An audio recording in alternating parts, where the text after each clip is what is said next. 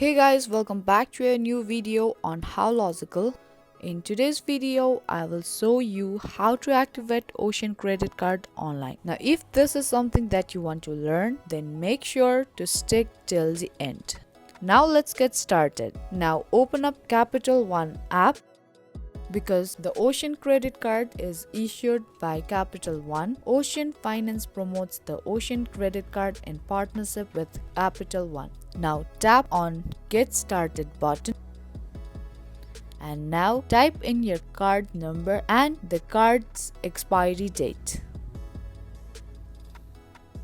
And once you're done with it, tap on Next button at the bottom of your screen. And in the next page, you will ask to enter your date of birth and then tap on Confirm Card Details button. If all the details you have typed in are correct, your card get verified and then you will taken to the next page where you have to select your payment method and then follow the on-screen instruction till the end. And after that, you will be able to activate your Ocean Credit Card online.